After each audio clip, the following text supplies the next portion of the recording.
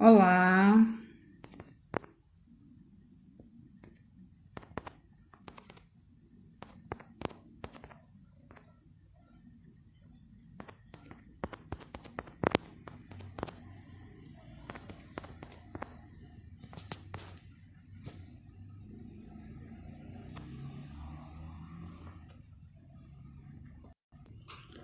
oi gente, boa noite.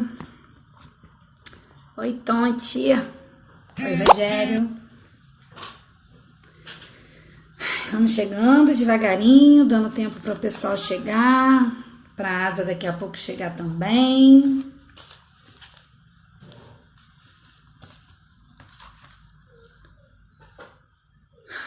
Olá, tudo bem?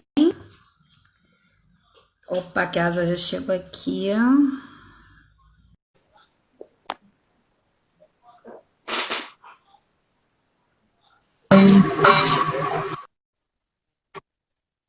Oi! Oi! Deixa eu botar o. Oi! Deixa eu botar o. Chegou o nosso dia! Oi, gente, Fala, boa você noite, todo bonita. mundo que está chegando. Fala, você bonita. Eu tô, né, cara, olha só, eu e essa espinha aqui estamos super nervosas. Nem dá pra perceber. Eu vou te sugerir de botar o fone. Eu vou te sugerir de botar o fone. Eu tô tendo retorno. Vou botar, peraí. Eu tô tendo retorno. Ah, tá, peraí. Pra mim tava no... Olá, pessoas. Vê se melhorou. Ótimo. Melhorou? Tá ótimo. Tá todo mundo ouvindo, gente? Aí, ó, fixei comentário e tudo. Que agora Ai, eu sou aproveita craque e me nesse ensina, negócio de porque eu não fixar sei fazer isso tema. até hoje. Mais de 30 lives eu não Te sei ensino fazer depois, é muito simples. Ridículo. Ai. Oi, Sérgio, tudo bem?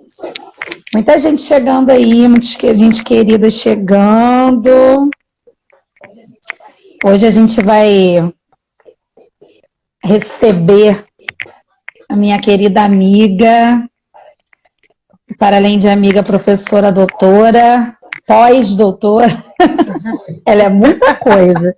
Asa Nigeri, uma amiga de 17 anos, e a gente vai aprender um pouco. O intuito dessa live é a gente aprender, eu e vocês aí do outro lado também. É uma troca. E trocar um pouquinho de experiência, aproveitando, né? A gente aproveitar que ontem foi... Ontem não, né? Antes de ontem foi comemorado aí o Dia das Mães. Amanhã a gente tem a nossa comemoração do dia 13 de maio. Então a gente está num dia bem propício, né? A gente está num dia bom para comentar sobre muitas coisinhas. Sim! E aí só eu vou começar aqui me apresentando, né? Não é só datas ótimas, o Ocidente ama essas datas. Exatamente. Né? Então, tô vendo que tem algumas pessoas aqui que estão vindo para essa live por conta também de você, graças, ainda bem, né? Pessoas que eu não conheço. Olha quem entrou! Maravilhosa! Vanessa! Eu vi aqui. Eu falei para ela, você tem que ir nessa live, aí de você, se não for... Só aumenta a nossa responsabilidade. Mas deixa eu... Só, agora já estava nervosa, agora eu estou em pânico. Respira. Deixa eu me apresentar para as pessoas que não me conhecem. Eu sou Luana Rodrigues, eu sou professora. Conheci a Asa na faculdade, a gente fez faculdade juntas de letras. Desde o primeiro dia. Desde o primeiro, mas aí isso a gente fala depois. Mas eu sou professora de português e literatura da rede privada e da rede pública. Na rede pública já há 11 anos. Eu sou musicista também, eu sou percussionista de um grupo chamado Moça Prosa, um grupo só de mulheres, já há 8 anos. E sou mãe, né, que hoje a gente não pode não botar no nosso currículo também, que eu sou mãe do Inácio, que tem 4 anos. Então, acho que essa tríade de apresentação já ajuda a gente no que a gente vai comentar hoje, né? Se apresenta aí pro povo. Em primeiro lugar, agradecer o convite, né, Luana? E assim, é interessante, porque a gente conversa muito no privado, né? E aí, vamos ver o tom da conversa no público, como será. A gente está mantendo a linha de finas. Deixa pra lá. Vamos ver até quando a gente consegue. Mas eu sou a Zengeri, sou professora doutora em literaturas africanas. Terminei agora um pós-doutorado em filosofia africana. Eu tenho um canal no YouTube chamado Canal Azengeri, que é um canal de difusão de conhecimento afroperspectivado. A gente conversa sobre algumas questões a partir da perspectiva afrocêntrica, afro-referenciada, enfim, que dialoga com os meus estudos. Eu sou mãe do Rodrigo, que tem 17 anos, que a Luana trocou muita fralda na graduação. E também sou mãe da Malia. Malia tem 2 anos. E é isso, sou professora também. Sou crítica teatral. Assino uma coluna toda quarta-feira, amanhã tem. E é interessante porque você falou da abolição, e amanhã eu vou soltar uma coluna, né, um texto, dentro da coluna de teatro, mas eu fui buscar o teatro negro enquanto agência, né? Então o texto está bem legal. Eu falei sobre quem são os negros do teatro abolicionistas nesse período e que foram apagados pela história, né? Coisa assim, para acender o nosso sol. Que maravilha! Que maravilha! Isso tá no artigo que vai ser lançado amanhã, é isso? No site Rio e Sena. Toda quarta-feira. Você vai divulgar, né? Me siga no Instagram. Toda quarta-feira tem a série Livros Incríveis das Literaturas Africanas. Enfim, produzo muito conteúdo. Estamos aí. Produz mesmo, conteúdos maravilhosos. A gente aprende muito. A gente aprende muito. Agora, vamos... Aí, hein, gente? Eu estou anotando aqui alguns... Muita gente legal. Eu estou aqui já anotando algumas perguntas que aparecem, porque às vezes eu estou assim, olhando para baixo, porque eu estou aqui anotando para depois passar para você. A gente já falou um pouquinho da nossa relação, né, de como a gente se conhece, mas acho que vale a gente falar ainda mais um pouquinho, assim. A gente se conhece há 17 anos, a gente se conhece...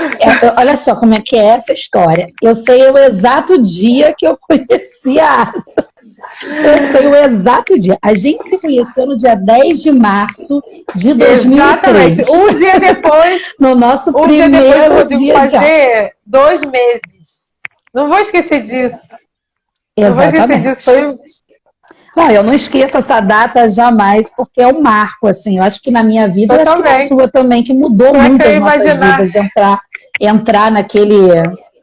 Descer ali naquele ponto da Letras no fundão, caminhar ali aquele corredor que hoje é muito diferente do que era na nossa época. É importante dizer, né? Já aconteceu muita coisa ali na frente. É importante dizer que eu e Luana, a gente estudou na Faculdade de Letras da UFRJ. Né? A gente entrou em 2003. Isso. Que é um período... As cotas começaram a ser implementadas a partir do vestibular de 2003. A gente fez o vestibular de 2002.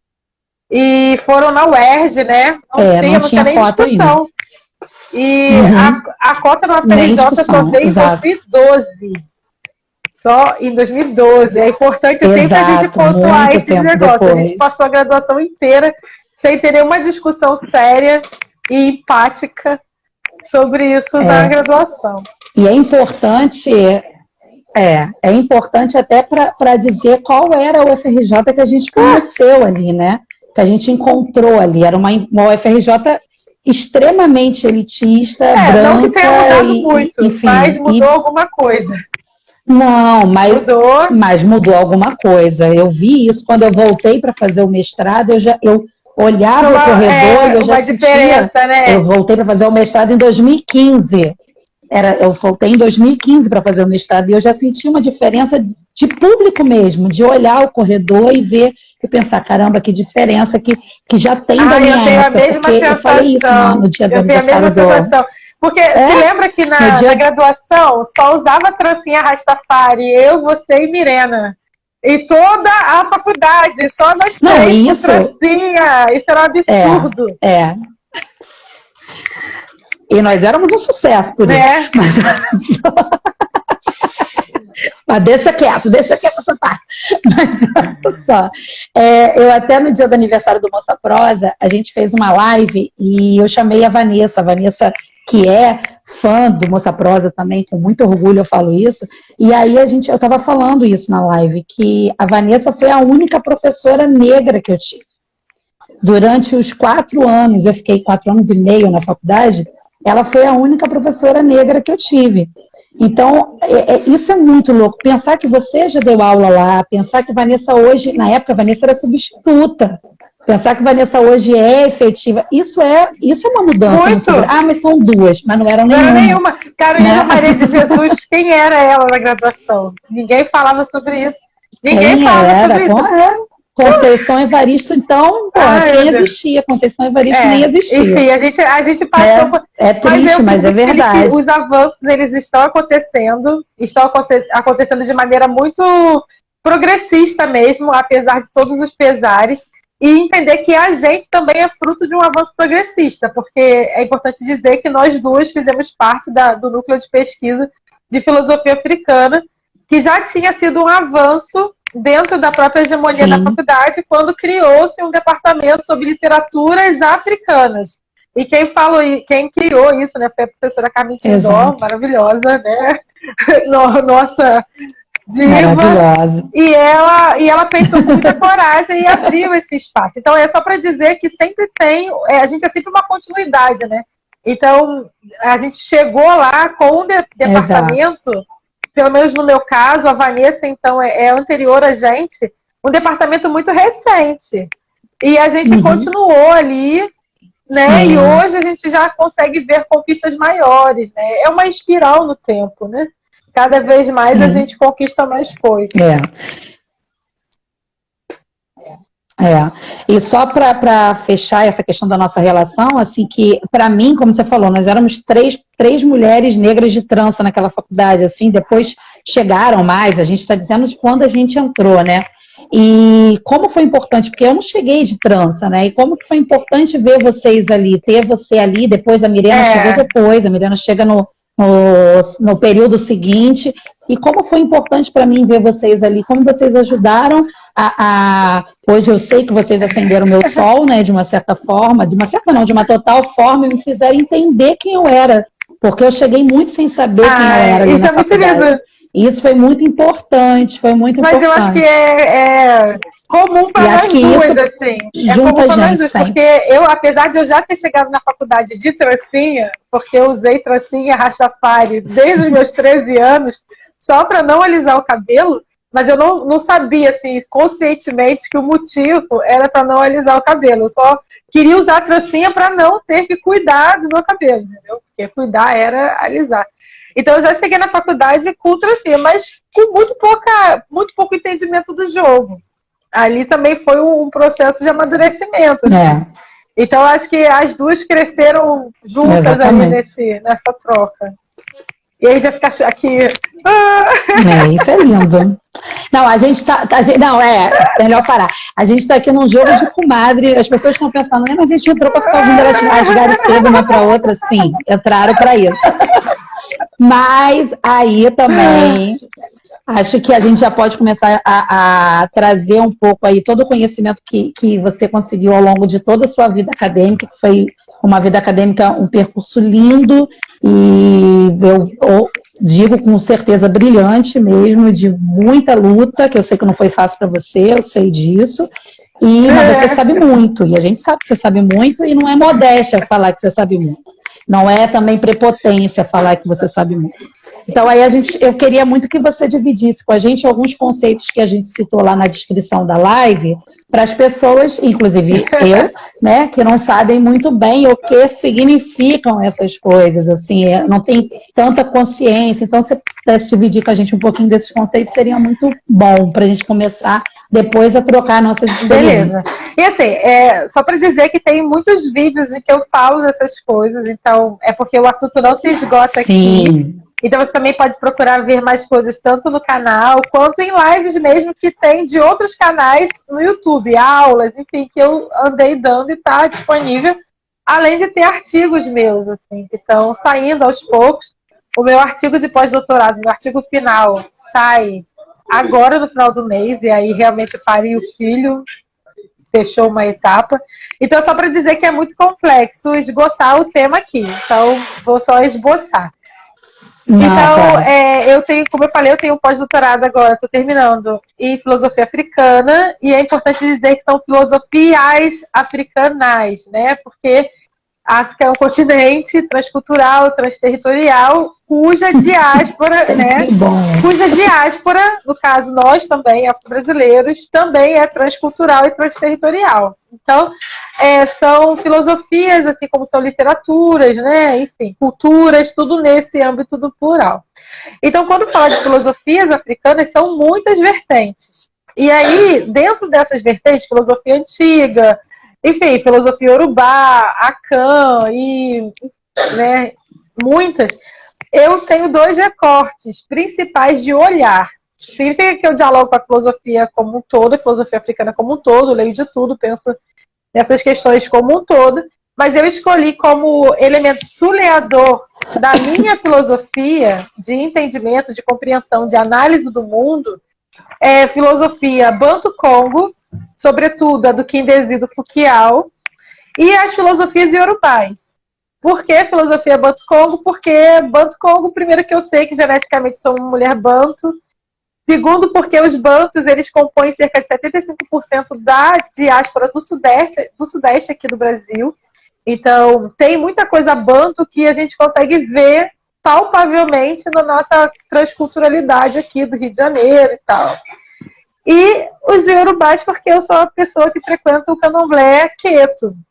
E eu vivo a espiritualidade queto e é algo que eu sempre chamo isso de espólio de Maafa, que é esse direito que nós temos enquanto afrodescendentes de nos nutrirmos de qualquer fôlego vindo de África para ressignificar e transformar em potência de vida aqui. Então, algo que não aconteceria no continente africano, que tá passando caminhão, gente. Peraí. Algo que não aconteceria no continente africano, que é uma pessoa de origem banto praticar o culto iorubá, por exemplo, isso não precisaria acontecer, né? Porque os bantos cultuam entidades bantos, iorubás e entidades iorubás. Aqui, pra gente que está do lado de cá, oriundo de um processo de sequestro, cárcere, aprisionamento e todas essas desgraças coletivas que a gente já sabe, pra gente é um direito. É um direito a gente chegar e se nutrir do continente, seja ele banto, seja ele iorubá, alçar, tuareg, etíope, não importa, porque essa impossibilidade que a gente tem hoje, enquanto afrodescendentes, de experienciar uma integralidade africana, ética e estética, essa impossibilidade é uma impossibilidade alheia à nossa vontade. Então é um direito, um espólio, um direito diante dessa impossibilidade que foi alheia à nossa vontade de nos nutrir de qualquer sopro que venha de lá e fazer dele qualquer potência de vida. Eu nem discuto isso. É uma parada que eu não discuto. Fale com a minha mão. É fato. É um fato. Não precisamos gastar energia em relação a isso, porque isso faz parte do que a gente chama de reparação histórica. E reparação histórica é isso, não nos negar a África. Exato. Assim como você não pode negar Deus, e assim você não pode. E assim, negar Deus para as pessoas, não negar Deus em si. Mas você não pode retirar o Deus das pessoas. E você não tem esse direito. E você também não pode negociar a humanidade do outro. A humanidade é algo inegociável. Então, diante dessas, que para mim são verdades xangonianas, sacou? Verdades de justiça, eu não vou ficar discutindo se na África eu ia ser considerada africana ou não. Isso não pertence ao outro, isso pertence a mim. Entende? Então, se eu entendo enquanto uma descendente Exato. direta que pratica um conjunto ético e estético em prol de uma mudança, porque eu quero a mudança, eu me sinto legítima enquanto uma africana de diáspora. E é isso, e o resto é papo.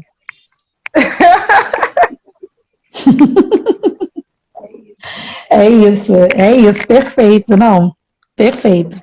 Que todo mundo possa abrir a mente para esse pensamento também aí, que é importante demais para a gente sobreviver. Praticar o exercício de respeitar a liberdade do outro, né?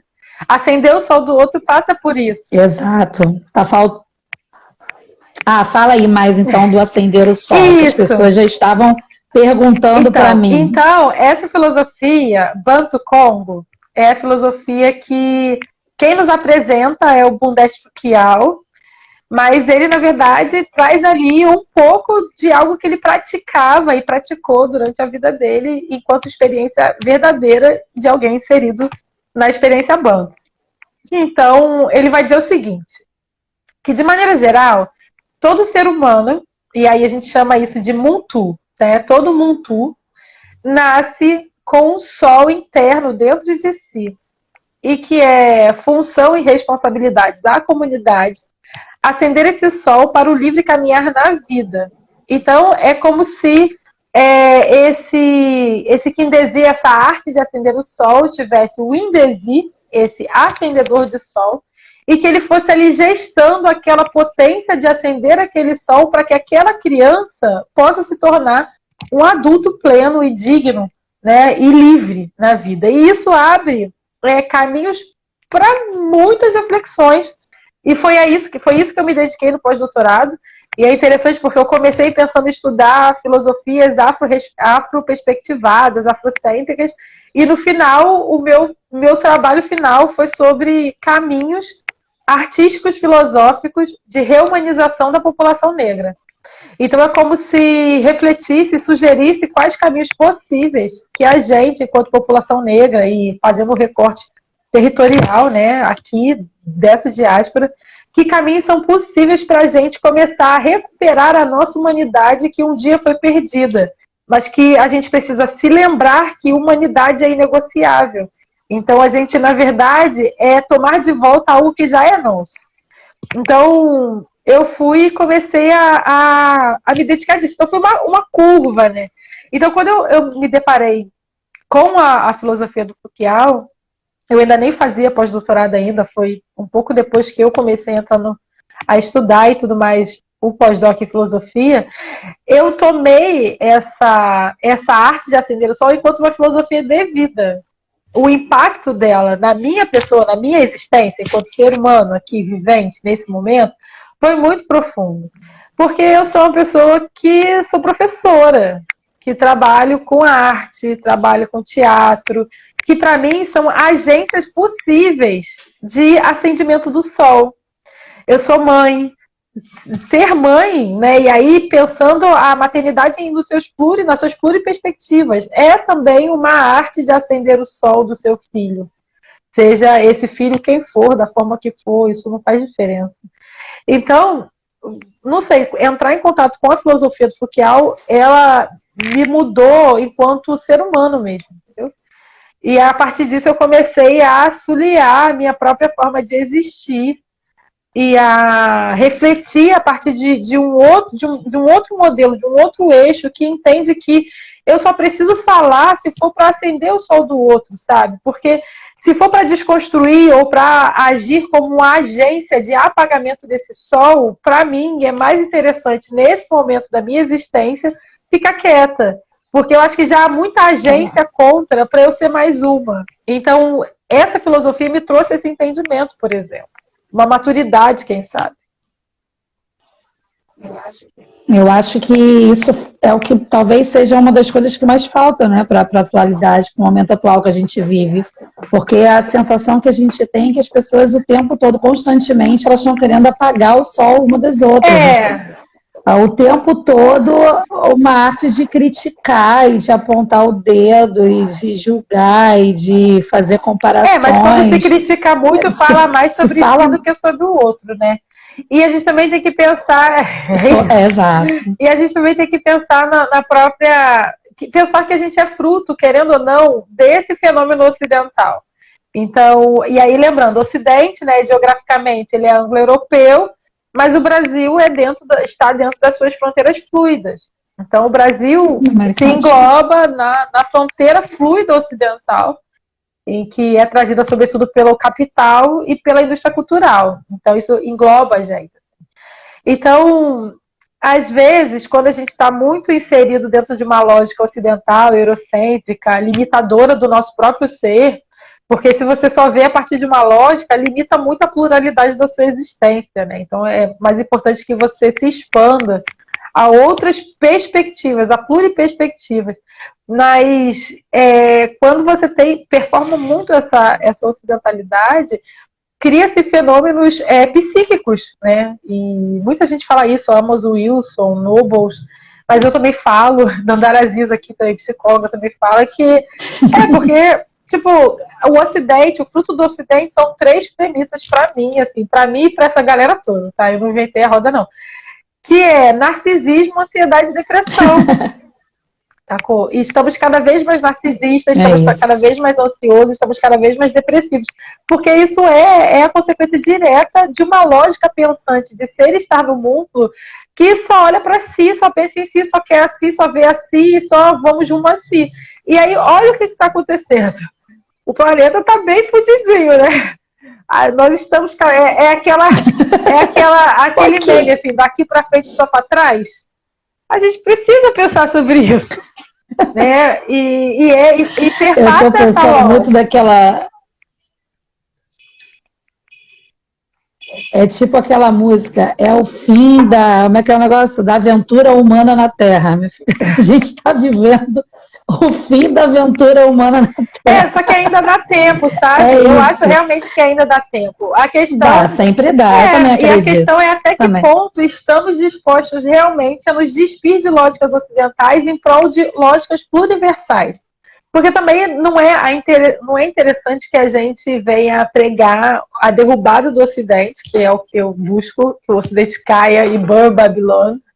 Mas não é interessante que a gente pregue a caída do Ocidente para impor ou trazer somente uma perspectiva que tem uma vertente afro-referenciada. A própria afrocentricidade, ela não se quer universal. Ela, enquanto abordagem epistemológica, ela não se quer universal. E as afroperspectivas, elas não se querem universal, porque não é interessante falar pelo todo tão diferente de mim. É interessante falar para aqueles que coadunam a existência. Essa ideia de ser universal, ser para todo mundo, falar por todos, isso faz parte da lógica ocidental. E essa, na verdade, é uma das agências que fazem com que a gente seja narcisista. Porque você quer falar por todos. Como pode isso, amada? Vamos fazer aquele negócio assim. Como pode?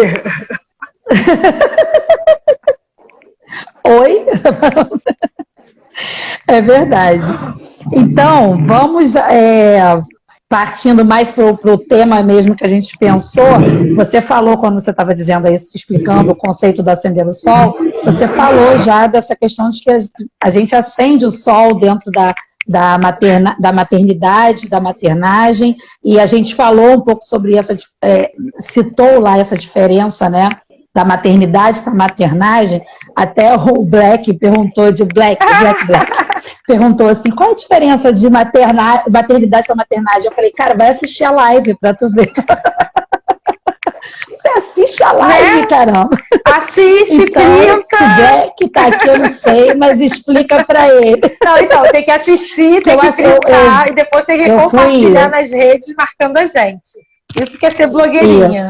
Isso. Não, e eu quero dizer que eu estudei, né? E fazendo a propaganda de novo do teu canal no YouTube, tem um vídeo maravilhoso no YouTube que eu assisti, já tinha assistido e reassisti os pedaços hoje, para não dar furo, porque eu sou essa pessoa, que é um vídeo lá do Afropapo, tá até aqui, eu tô olhando aqui no computador, Maternidade ou Maternagem, que você fez com a Thaís Ferreira, que é um vídeo maravilhoso, e que fala muito sobre isso, sobre a diferença, fala sobre a questão... E eu acho esse conceito da maternagem, assim, acho que isso precisa correr mesmo para todo mundo que não sabe dele, porque é incrível, entendeu? O Black tá aqui, é de Black, agora para você vai a diferença. Black, só aquelas antigas, hein? O povo da letras em peso nessa live, gente. É uma live revival. Ai, gente, mas eu cobrei. Amo, obrigada. Todo mundo grita aí também. Isso, grita e Tá compartilha. Mas falando diretamente sobre isso, assim, acho que a gente precisa pensar em algumas questões que levam realmente a essa maternagem, assim, e alguns descolamentos da forma ocidental de ser. E aí, voltando novamente à minha questão, assim, eu tenho uma questão muito séria desde o mestrado com uma discussão com o Ocidente. Se você ler minha dissertação de mestrado, se você ler minha tese de doutorado, você vai ver que há ali pequenas críticas um pouco mostradoras do meu ódio ao Ocidente. Então, desde muito tempo, eu venho fomentando assim, um entendimento de que o quanto essa construção ética, estética, filosófica, a partir da indústria cultural, artística, enfim, essa construção de Ocidente enquanto única via de possibilidade de experienciar a nossa existência, isso para mim sempre foi muito problemático, desde quando eu estava fazendo o mestrado. Só que eu não sabia exatamente dar nome aos bois, entender o que era. Isso foi, sei lá, é um fruto de um amadurecimento acadêmico, né? E por que eu estou falando isso? Porque eu tenho duas maternidades. Eu tenho a maternidade do Rodrigo, que foi quando eu fui mãe dele com 17 anos, e eu tenho a maternidade da Maria, que eu fui mãe dela com 32 anos. Então, duas experiências muito complexas de maternar. E eu posso dizer que com o Rodrigo eu muito mais fiz maternidade por conta da própria forma como eu estava levando a minha existência, porque trabalhar, cuidar de uma criança, fazer graduação, mestrado, doutorado e tudo mais, e com vários outros poréns e adendos da minha vida, não foi muito fácil, né? E ter 17 anos, 18 anos, inclusive, né? A experiência da maternidade da Maria, de alguma forma, foi uma possibilidade de eu me dar uma segunda chance de experienciar uma maternidade em que eu pudesse viver e conviver os primeiros tempos da minha filha. Porque com o Rodrigo eu não pude fazer isso. O Rodrigo, quando eu entrei na faculdade, o Rodrigo tinha 3 meses. Quando eu saí da faculdade, ele tinha 12 anos. Olha isso, e eu fui ininterruptamente. Foi sem Foi parar. A infância inteira do Rodrigo. É claro que eu estive presente. A infância inteira. Claro que eu estive presente, não estive ausente de forma alguma, mas eu tenho noção de que eu perdi um monte de coisa em prol de uma vida, de uma possibilidade de dar, inclusive, vida a ele, né? Então, hoje ele tem 17 anos, é quase um homem. Para mim, ainda continua sendo um jovem, mas é isso, assim, Para mim também, uma criança. Mas assim, eu olho para ele e eu vejo a partir da maternidade da Malia as experiências diferentes que eu tive com ele, assim. E não é que eu não tive experiências com ele, eu tive muitas e, enfim, infinitas, como a maternidade tem que ser. Mas, por exemplo, eu não tive a possibilidade de passar as tardes durante a semana com ele. Como, por exemplo, eu tenho com a Maria. A Maria sai da creche 3 horas da tarde. Então, faça chuva, faça sol, às 3 horas da tarde, alguém tem que pegar essa criatura na creche. Entende? Então, foram outras possibilidades. Eu sei bem. Então, você tem que passar, você tem que viver aquilo. Com ele, não. Com ele, eu te contei com uma rede, minha mãe, sobretudo, minhas irmãs. Mas era, sobretudo, porque eu trabalhava de manhã, eu estudava de manhã na letras, e às vezes era de manhã e uma parte da tarde, e de tarde e de noite eu dava aula, desde o início. No início, na verdade, comecei com telemarketing e depois, quando eu consegui um pouco de currículo, eu fui dar aula. Então, para sobreviver, eu não pude viver essa maternidade como eu gostaria, como, inclusive, muitas mães conseguem viver e esfregam na nossa cara nos grupos de maternidade de Facebook, e que me dá um ódio profundo, tamanha alienação da própria existência, do viver. Mas, enfim, isso é outra questão. Tem muita mãe que diz que é santa e diz que santa não tem nada. Mas nunca mais eu entro em grupo nenhum de maternidade, em lugar nenhum. Eu já esgotei a minha cota de grupo de maternidade. Acabou. Gente, eu fiquei arrasada em grupo de maternidade já ainda no porpério. É isso. Mas a gente fala depois isso. também. Então, eu acho que essa experiência da maternidade, dessa maternidade, me foi diferente. Então, de maneira geral, maternidade é muito atrelado ao ato de se ter um filho, né? Não só o ato de parir, biologicamente, mas esse ato ocidental de que te coloca enquanto mãe é padecer no paraíso, a mãe está dentro de um outro lugar, um fardo civilizatório que eu não sei de onde vem, sacou? Uma coisa assim, pesadíssima, uma redentora do universo, umas coisas assim que não fazem parte da nossa própria experiência enquanto maternidade. E tem sim uma relação muito direta com o ato de parir, mas não só, né? E quanto à maternagem, tem uma relação muito maior com a arte de acender o sol do outro, com a arte de acender esse sol desse Muntur, com a arte de gestar a existência deles. E aí a gente tem, por exemplo, a Eronke Oyemi, que é uma filósofa nigeriana, que vai trazer a questão de matripotência e matrigestão, em que ela vai dizer que as IAs, e ela retira essa ideia de mãe, bem ocidental, e joga para uma entidade socioespiritual chamada IA.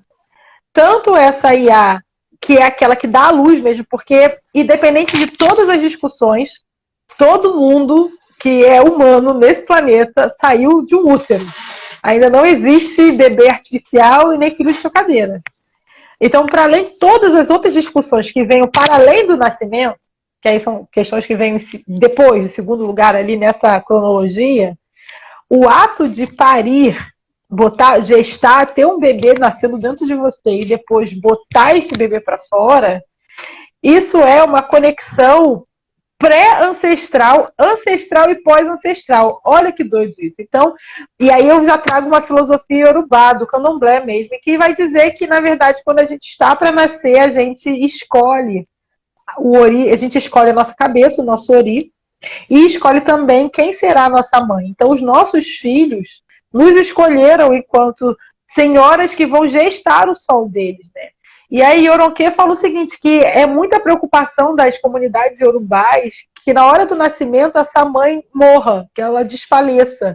Porque essa criança já nasce, já vem para a realidade da vida com o fardo de cometer erros. Porque ela escolheu uma cabeça, uma mãe que vai morrer, sabe? Morre no parto. Ele não vivencia essa mãe, assim. E isso pensando em África, né? E aí vamos jogar esse entendimento para cá. Entende? Quais são as nossas possibilidades enquanto mães, e aí paridoras mesmo, que botam no mundo de gestar os nossos filhos de maneira como ontologicamente, ancestralmente nos deveria ter sido ensinado. Mas não foi porque fomos sequestrados e retirados do nosso lugar. E isso é irreversível. Entende? Quantas pessoas negras perderam suas mães no parto por conta da violência obstétrica racial? E isso causou uma fenda abissal na existência desse ser que já vem para a nossa realidade com esse fardo ancestral, de ter feito uma escolha equivocada. Olha só, então é muito mais complexo pensar na maternidade, né? E quando a gente vai, inclusive, alastrar essa discussão para a questão de homens trans que parem, complexifica ainda mais.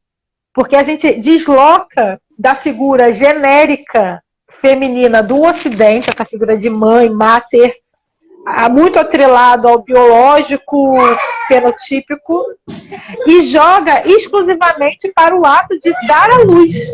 Porque, ai gente, olha a arte da senhora. Chegou.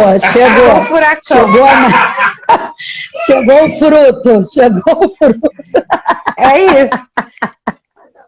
Ela estava muito quietinha, ela estava quietinha demais. O Barro já levou. Então, olha, e a gente consegue com essa possibilidade deslocar da faceta biológica, fenotípica que o Ocidente impõe a gente e focar no ato de dar à luz, porque é efetivamente trazer à existência o chi, o primeiro sopro de ar que há nos pulmões da nossa existência, a primeira gota do nosso coração.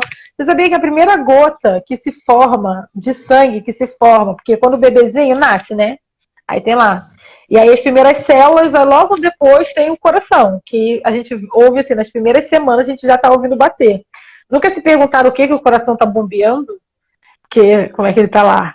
Na verdade, ele está bombeando uma gota de sangue que considera-se, acredita-se, e aí a ciência está dando conta disso, evolutivamente, que essa gota é uma gota, na verdade, uterina ancestral, que é uma gota que vem com uma carga genética ancestral mesmo, é tipo a primeira gota de sangue do útero da sua mãe, do útero da sua avó, do útero da sua avó, sempre por uma linhagem uterina. Olha que bonito isso, né? Mas que a ciência ainda está entendendo. Mas só para mostrar que o que a filosofia africana, a ancestralidade africana já apontava enquanto um lugar de muita pulsão de existência, enquanto dar à luz e tudo mais, a ciência ocidental está começando a discutir agora com o nome de epigenética. Então, porque eles também gostam de dar nome assim, né? Pomposo. Então, porque faz parte da lógica ocidental. Então, é só para mostrar o quanto essa sabedoria ela é realmente uma sabedoria transtemporal e que pulsa assim, do continente africano a partir de outros caminhos. Então, esse ato de maternar, apesar de ter uma ligação direta com o parir biológico, porque todos nós saímos, né, de um útero, mas ele está muito mais atrelado à experiência que pessoas, independente do seu próprio entendimento pluriversal de vida, pessoas que dedicam a arte de gestar aquela potência. Aquele outro ser humano, aquele outro Muntu, sendo ele biologicamente ou não. Então, para mim, professor, por exemplo, matrigesta, por exemplo. E é isso que eu ia falar para te completar com toda a humildade, que o mais legal dessa maternagem, mais legal, né? Mas assim, uma das coisas mais interessantes assim, é que a gente vincula muito o nome maternidade, a gente vincula já por uma questão até mesmo da etimologia da palavra, a mãe, a mulher, né? Aquela que pode realmente dar à luz e parir alguém. E olha como eu achei isso é isso bem interessante porque... no vídeo que eu vi. Desculpa, mas olha como isso é complexo. Porque, por exemplo, nas sociedades africanas, sobretudo as matriarcais, a criança é fruto da comunidade. Então, por exemplo, eu tenho um amigo, Antônio, Exato. que ele é macua, ele é moçambicano, ele inclusive deve estar em Moçambique agora, em que ele me falou assim, numa conversa e tal, que ele só descobriu quem era a mãe dele quando ele tinha 12 anos. E eu ficava assim, tipo, o quê? E tipo assim, porque ele era filho da comunidade. Ele mamava na teta de todo mundo que tinha teta e tinha leite. Então, toda a comunidade ali gestava ele. E só quando ele tinha 12 anos, que foi quando a guerra chegou na aldeia dele em Moçambique, e aí, para quem não sabe, Guerra de Moçambique, de descolonização, vai até 75, e depois, a partir de 76 até 92, tem a guerra pós-colonial, que é a guerra de quem vai ficar com poder e tudo mais, mas isso é outro assunto. Mas quando essa guerra chega no quintal dele, e que a família dele tem que o quê? Capinar, tomar o rumo, né, e vazar correndo, é que ele percebeu que aquela senhora, dentre todas, era a mãe dele, porque era ela que estava levando ele embora junto com os irmãos. Porque até então não, ele era filho da comunidade. Olha que experiência de potência de vida que nos foi retirado dentro do sequestro da escravidão e nesse cárcere coletivo que a gente vive. Imagina se a gente tivesse conservado uma experiência de maternagem como essa diante das violências do genocídio do povo negro de hoje. Até mesmo a questão da orfandade, o próprio entendimento de orfandade seria outro. Seria outra. Entende? Porque em África, a África uterina, a África antes, né, pré-colonial, não existia órfão. Não há possibilidade de você não ter pai nem mãe. Porque você é fruto da comunidade. Entende? Você é filho da comunidade. Mesmo que biologicamente seu pai e sua mãe tenham morrido, a comunidade te acolhe e gesta o seu sol. Então, eu acho que essa talvez tenha sido a perda mais importante que a gente teve nesse atravessar ontológico. Falei demais, desculpa. Não, e até porque, assim, o que eu ia concluir, que é isso, e a Juliana, que é uma amiga, até colocou, antes de eu falar o que eu quero falar sobre uma pergunta que ela fez, que eu acho que tem a ver com essa ideia dessa mãe ocidental, porque nós somos fruto dessa maternidade que foi construída no Ocidente, dessa mãe única, dessa mãe que vai cuidar, que ela tem que cuidar e que traz toda a culpa, que a gente sabe que todo mundo carrega, que tá ali, né? Eu acho que não é nasce um filho, nasce uma mãe, não, nasce uma mãe e nasce a culpa junto. E aí a Juliana estava falando sobre a imagem, né? A imagem de Nossa Senhora, de Maria, com o filho no colo, essa imagem dessa mãe ocidental, símbolo da mãe ocidental, cristã, né, ali pensando no Ocidente como um lugar por excelência cristão, é aquela imagem da Maria ali segurando Jesus e tal, aquela coisa simbólica da maternidade ali. E ela estava perguntando aqui se ela... Deixa eu achar a pergunta dela, que ela fez uma pergunta...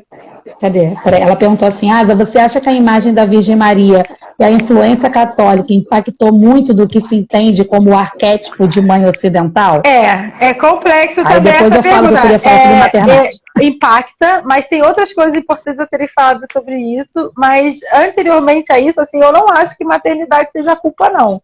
Eu acho que a maternidade é um ato de cocriação. Inclusive, a cocriação, ela é destituída de culpa, é entender que o seu filho, ele é parte de você, compõe o todo dele. Então, tem coisas ali nele que são você purinho. Inclusive nas turrices, nas maldiagramações, das malcriações. Sim. Então, e isso, às vezes, quando a gente... É aquela máxima, né? Narciso acha feio que não é espelho. Então, quando a gente vê nos nossos filhos o reflexo das nossas imperfeições, é que a gente se imbui do sentimento de culpa. Eu tenho muito problema com essa ideia ocidental mesmo de maternidade culposa e tal. Enfim, a maternidade, ela não é um fardo. Não acho que tem que ser culpa. Eu não acho que a maternidade seja um fardo. Também acho isso. Acho que a gente acaba tendo, entendeu? As pessoas acabam tendo, porque é o tempo todo a cobrança. E a cobrança, obviamente, por todas as questões que a gente já falou, porque somos uma sociedade patriarcal, culturalmente falando, ela cai em cima da gente. Mas Você culpa mais o pai. E a gente vê isso, inclusive, na própria quarentena. Tem um conto. A gente vê isso na própria quarentena, né? Eu não sei pra você, né, minha amiga, mas tá ossada, não tá? Fala aí, tá ossada. Tá porque aqui tá ossada. Tem um conto da Lígia Kujunga, que é o Tchau, que eu sempre leio para os meus alunos. Eu sempre leio para os alunos, tanto do público quanto particular. Eu gosto muito desse conto, eu sempre leio um trecho.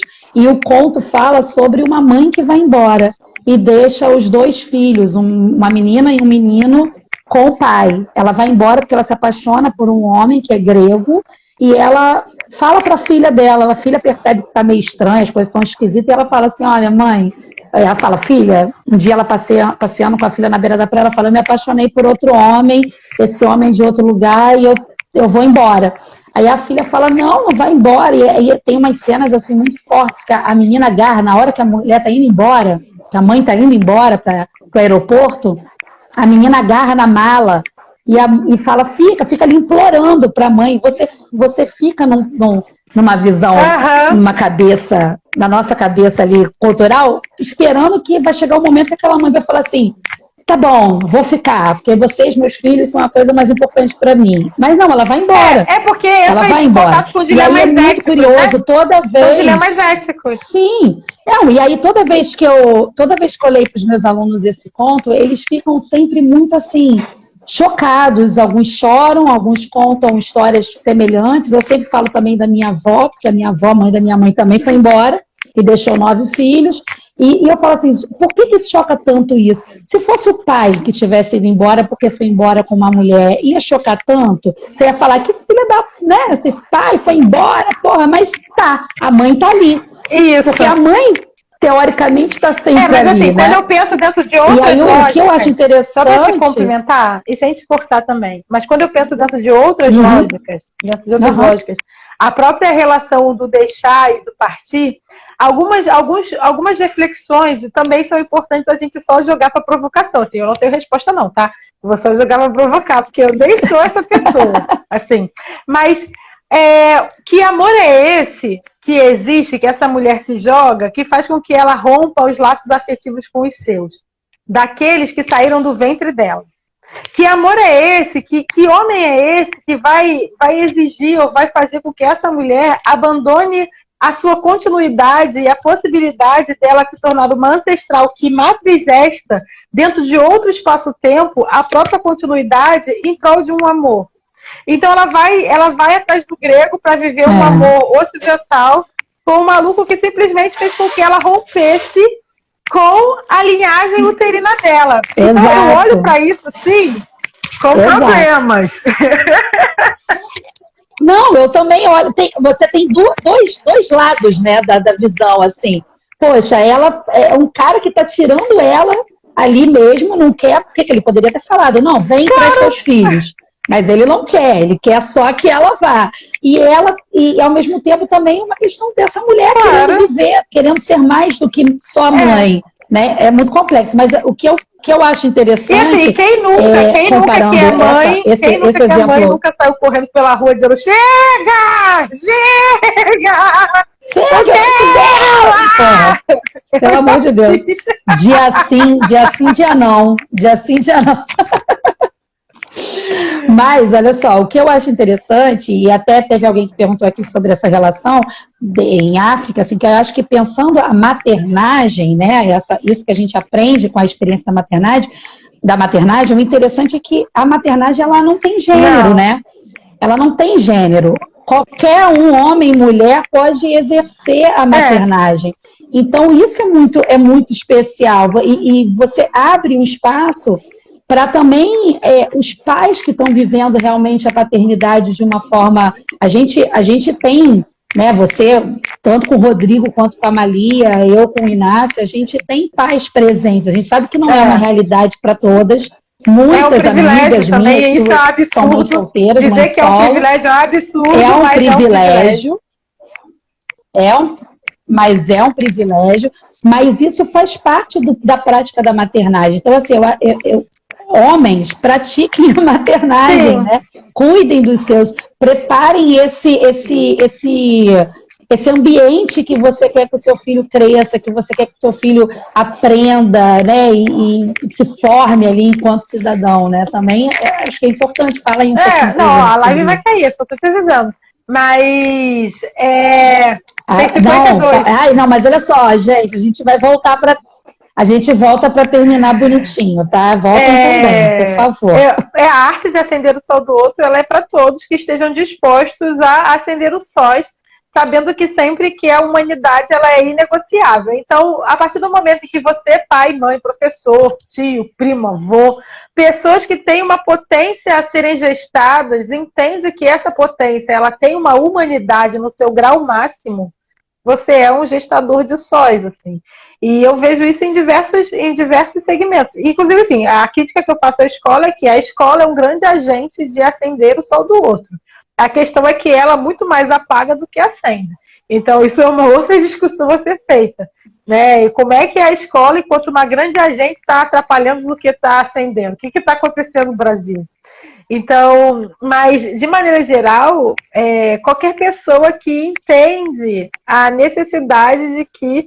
Entende que nós, e aí não só pessoas negras, mas a sociedade brasileira como um todo, sofre de um processo direto de apagamento desse sol.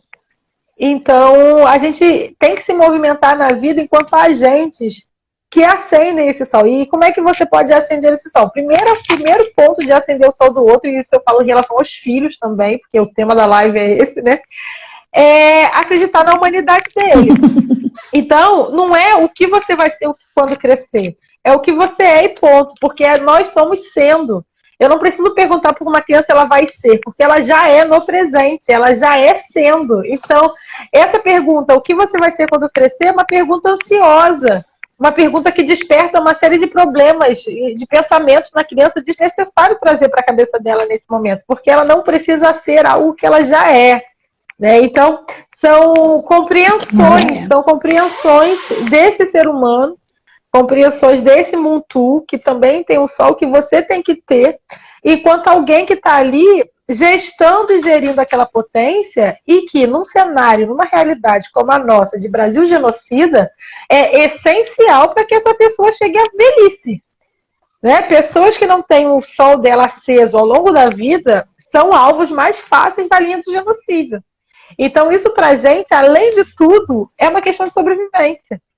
Então, é muito sério, né? Enfim. Nós, com filhos pretos, aí se a gente começar a falar sobre essa necessidade imensa de acender o sol dos nossos filhos pretos, aí a gente não vai terminar nunca mais essa live, porque é uma luta ainda... longa. É muito difícil, assim, pensar. É muito longo, é muito difícil, mas, assim, porque a gente está falando de filhos que as pessoas querem apagar o sol. E querem matar fisicamente também. E aí, nós, querem matar, mães e pais, vivemos um dilema ético. Isso é um dilema ético. Porque a gente precisa falar para os nossos filhos, desde a mais tenra idade, de que ele é o alvo. Ao mesmo tempo, a gente não quer falar porque o baque é muito forte para a maturidade neurológica dos nossos filhos. Mas, por outro lado, nós precisamos falar para que ele não morra à toa. E aí, o que a gente faz diante desse dilema ético? Porque eu, para mim, vejo isso enquanto um dilema da existência, né? Até que ponto eu vou fraturar a infância do meu filho, esfregando na cara dele a realidade nua e crua? E até que ponto eu vou protegê-lo? E, na verdade, essa proteção é uma condução para a linha do genocídio. E aí, o que a gente faz? Entende? E aí, quando se trata... E aí, aí entra mais uma vez a prática do estudo africano. Assim, quando eu olho para trás e olho as experiências do mulherismo, as experiências matriarcais, as experiências de permanência da população negra na diáspora e também no continente, mas sobretudo nesse processo de holocausto que a gente vive, me parece que é mais seguro falar e explicitar a realidade. Porque ancestralmente os nossos ancestrais vieram nessa constante lúcida de que é melhor avisar para não morrer de bobeira, né? Malandro é malandro, mané é mané, do que ficar vivendo numa bolha de geração milênio, geração Z, geração não sei o quê, quando essa geração não diz respeito à nossa existência. É geração... Hoje eu ouvi assim, geração milênio não lê. Tipo, que isso? Geração milênio, gente. As pessoas não têm nem computador, nem celular em casa. Como é que a geração milênio não lê? Sabe? Não lê, tipo, de internet, entendeu? É uma realidade... Porque... Não, é uma realidade que não é real, né? Assim, a gente estava até falando... A que não nos inclui, porque a geração preta, milênio ou não milênio, ela não lê porque ela tem fome. São outras perspectivas para essa não leitura. Por que ela não está lendo, né? Por que ela não está se informando? É muito diferente. E é isso, né? Assim, a gente acender o sol dessas pessoas é muito difícil. E aí vem essa educação, né? Querer cobrar que a gente dê aula à distância, que a gente faça coisas na internet para essa galera que, na verdade, está querendo entender como é que ela vai ganhar o dinheiro para comprar o pão, porque ela não pode sair para fazer o corre dela, entendeu? Assim, é muito difícil você pensar e eu acho nisso, importante pensar no sabe? tempo. É muito frustrante para a gente enquanto e entender que, na verdade, talvez esse tempo seja um tempo da resiliência e um tempo da espera. E entender que, talvez, as coisas só engrenem no próximo tempo. Então, é entender que agora a realidade é essa e não adianta histeria coletiva. Mesmo em relação à educação, é perceber que talvez seja um ano perdido, mas o que é um ano? Um ano é uma contagem simbólica criada pelo próprio Ocidente. O que é o ano? Mas aí a gente entra na discussão dessa educação comercial, né? Dessa educação comercial que a gente vive. Né? A educação virou realmente uma indústria e uma venda de... 2 minutos. Tô vendo, tô acompanhando. Vamos derrubar aqui. E entrar de novo. Olha só, vamos fazer isso, vamos. A gente vai derrubar e vai entrar de novo. Entrem de novo, pra gente poder fechar bonitinho, terminar aqui e fazer bonitinho. Já volto, hein? Vou fechar, hein? Ei, já tava aqui, caramba, já tava começando meu show de stand-up.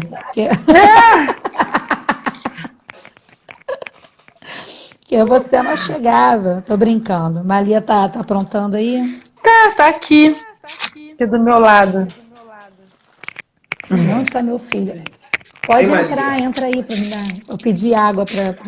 Mas então, deixa eu falar uma coisa que eu ia falar na outra live e me perdi. Na verdade, me perdi não deu tempo. É que eu não me. Por favor, pega ela aqui. Deixa eu só pegar aqui a Maria, gente.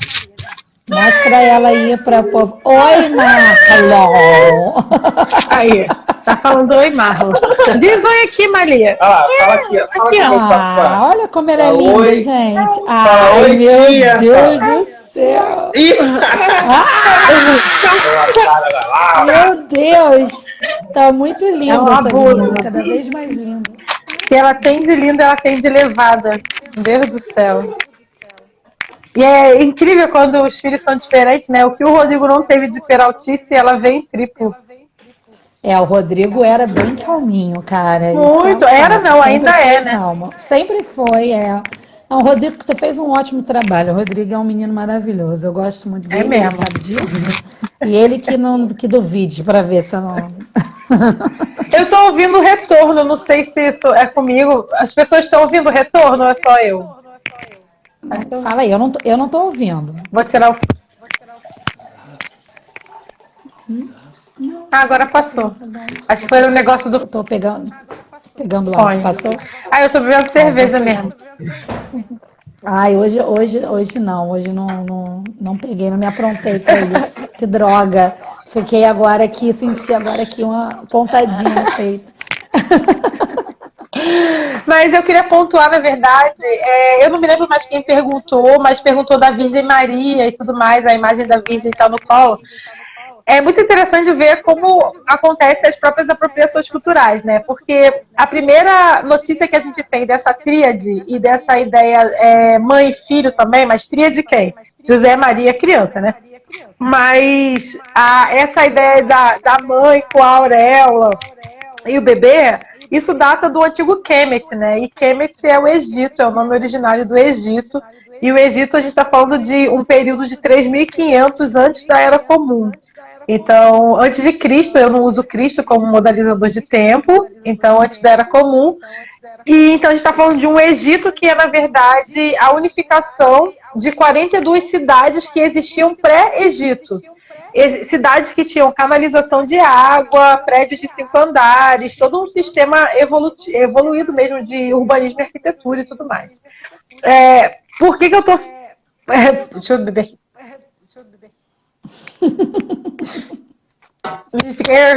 Fiquei com a garganta seca. Mas por que eu tô falando isso? Porque esse Egito, esse Kemet, essa civilização, ela tem uma... Peraí. Alguém estão falando que tá dando retorno na tua voz. Eu tô ouvindo isso também. Eu vou sair e vou entrar de novo, peraí. Tá, beleza. Calma aí, gente. Vamos ver se a gente consegue resolver. Para mim tá bom, mas vocês estão ouvindo com retorno? Qualquer coisa eu tento também tirar o fone para ver. Naquela hora deu certo, mas não sei se vai dar de novo. Calma aí.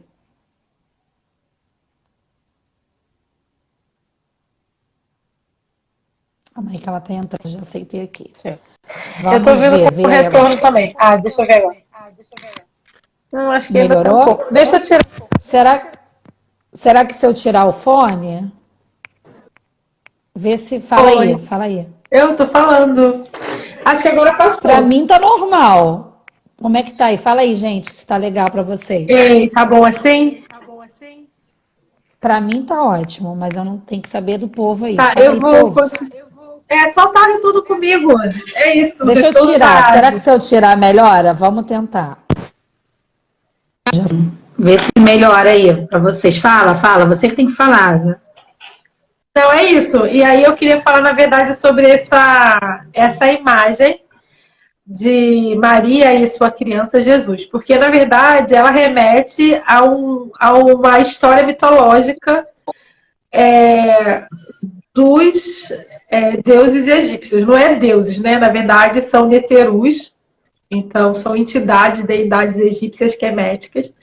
E que a gente tem a história de Alçar, Alset e Heru, que quando os gregos vão se apropriar da história, eles vão chamar de Íris e Osíris, e a criança, eu acabei de me esquecer o nome. Íris, Osíris e a criança. Bota no Google aí que eu esqueci. Tá, beleza. Mas porque eu só sei o nome africano, gente. E aí a gente tem Alçar, que é Osíris, Alset, que é Isis. Horus, isso! Muito obrigada. Olho de Heru, olho de Horus. Obrigada, Google. Muito obrigada. Então, essa é uma história cosmogônica que conta a seguinte história, que Alçar e Alset, então Isis e Osíris, eles tinham um relacionamento, eram muito felizes e tudo mais. É importante dizer que eles tinham asas, tá? Para poder fazer sentido na história. E então Osíris, né, tinha o seu irmão, meio história de Rei Leão, assim, tipo o Scar. Então, ele era o Set. Deu uma pegada, invejoso e tudo mais. e eles travam uma luta de forma que Osíris perde, né? Alçar perde para Sete. E ele tem seu corpo esquartejado em vários pedaços. E os seus pedaços eles são espalhados pelo seu irmão, por Sete, pelos 4 cantos de África. Então joga, e o pênis dele é jogado no rio Rapi. Quem não sabe, Api é o nome original do rio Nilo. O nome em Meduneter, que é o hieróglifo, né? Se chama Rapi. Então, Isis, muito desesperada, né, com essa perda do seu ser amado, porque é mais do que ser amado, é mais do que essa coisa romântica ocidental. Osíris e Isis são partes de um todo. É o equilíbrio cósmico das duas forças vitais, do masculino e do feminino.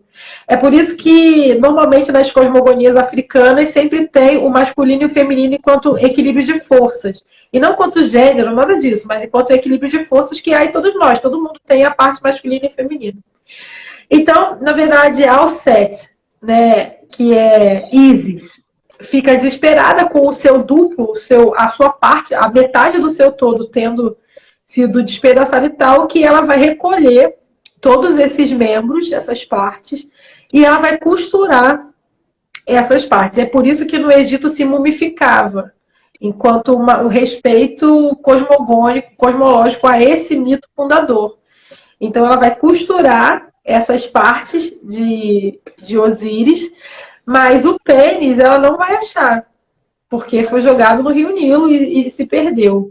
Então, conta a história que ela vai subir por cima do corpo costurado de Osíris e vai com as suas asas bater as asas e emanar sopro de vida para aquele corpo. Né? Então, ela emana ali uma energia de vida para estar tendo uma tentativa de trazer o amado, o seu duplo, né, à existência novamente. Só que ela não consegue. Em compensação, ela fica grávida de uma criança sem nunca ter tido cópula, sacou? E aí essa história, ela vai caminhar no tempo e ser apropriada dentro de outros arcabouços sobre a concepção de Jesus.